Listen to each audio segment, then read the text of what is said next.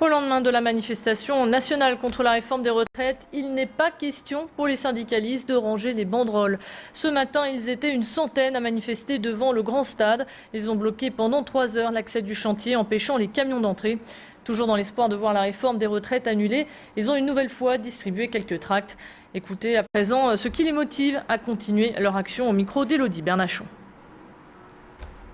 Je pense que le mouvement est correct et ça vaut le coup de se battre pour la retraite. Travailler jusqu'à 62 ans, voire 67 ans, ça c'est inadmissible. Nous sommes dans le froid, dans des conditions de travail très mauvaises. Il y a très nombreux accidents. Il faut savoir que c'est dans les métiers du bâtiment, c'est un accident tous les 2 minutes, un mort tous les 2 jours. Les gars, à partir de 40 ans, ils ont une colonne vertébrale qui est usée comme une personne de 80 ans. Donc nous, on réclame cette pénibilité c'est un juste combat. On sait aussi que ce chantier, c'est l'image de marque de Martine Aubry, sur son grand stade sur l'île Métropole. Donc c'est aussi une façon pour la CGT de faire pression sur le pouvoir politique. Les vacances de la Toussaint auront eu raison des manifestants. Hier, ils étaient entre 4400 et 10 000 à défiler dans les rues de Lille contre cette réforme. Même si syndicats et policiers ne sont jamais d'accord sur le nombre de manifestants, hier, ils dressaient le même constat. Cette manifestation a été moins suivie que les précédentes. Le prochain mouvement national est prévu le samedi 6 novembre. La réforme des retraites, quant à elle, devrait être promulguée par Nicolas Sarkozy dans les semaines qui viennent. On jette un œil à présent sur vos prévisions SNCF du jour. Ça s'améliore, mais les TER sont encore touchés avec 72% des liaisons assurées pour aujourd'hui. En revanche, pour les TER-GV, les TGV Nord et les TGV province-province, le trafic est normal, à la seule exception de Lille-Grenoble. Agression sur l'avenue de la République à la Madeleine pour une simple histoire de cigarette. 3 garçons et 2 filles discutaient près de l'arrêt de tramway Saint-Maur quand un jeune homme d'origine russe les a accostés pour leur demander une cigarette. Le ton est rapidement monté, s'en est suivi une bagarre qui a mal tourné. L'individu a sorti un couteau et a poignardé 2 des jeunes. Le 3e a réussi à s'emparer du couteau et a blessé son agresseur avant qu'il ne prenne la fuite. L'une des victimes était dans un état grave. Aujourd'hui, ses jours ne sont plus en danger. La brigade criminelle de Lille a retrouvé sur les lieux du drame le sac de l'agresseur présumé. Il contenait un autre couteau, de la drogue et ses papiers d'identité. Cette personne doit être entendue par la police. Toujours dans la rubrique faits divers, la police lance un appel à témoins. Hier à 12h45, un accident survenu sur la départementale 700 à Villeneuve-d'Ascq en direction de Croix a coûté la vie à un automobiliste. Le conducteur d'une Clio blanche a perdu le contrôle de son véhicule et a fini sa course dans un fossé. Toute personne ayant été témoin de la scène est priée d'appeler au numéro qui s'affiche sur votre écran, le 03 62 59 83 85.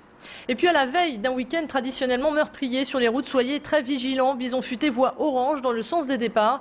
Les contrôles de sécurité routière seront intensifiés. Depuis 2008, 4 personnes sont décédées à l'occasion de ce week-end sur les routes de notre département. Avec la pénurie d'essence, les actions de blocage et les manifestations contre la réforme des retraites, l'établissement français du sang voit ses stocks baisser et lance aujourd'hui un appel aux dons. L'EFS a dû annuler des collectes prévues dans des établissements scolaires et en entreprise.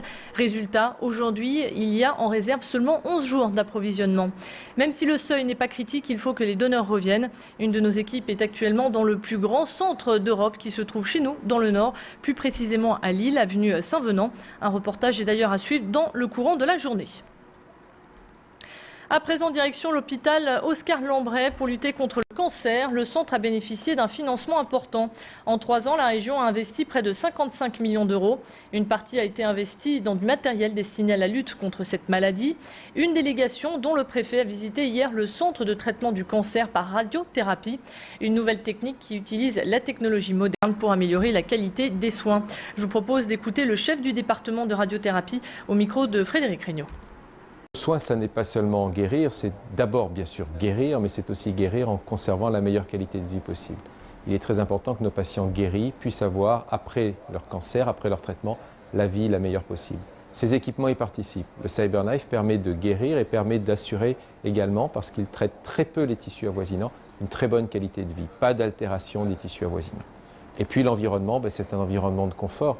Il est important que le patient, quand il vient en traitement, soit confortablement installé et que l'environnement soit rassurant.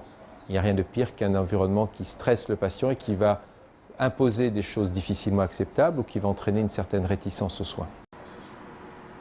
Dans 50 ans, une personne sur 3 aura plus de 60 ans, mais les seniors d'aujourd'hui restent tout de même très actifs et ils sont nombreux à s'engager auprès des associations.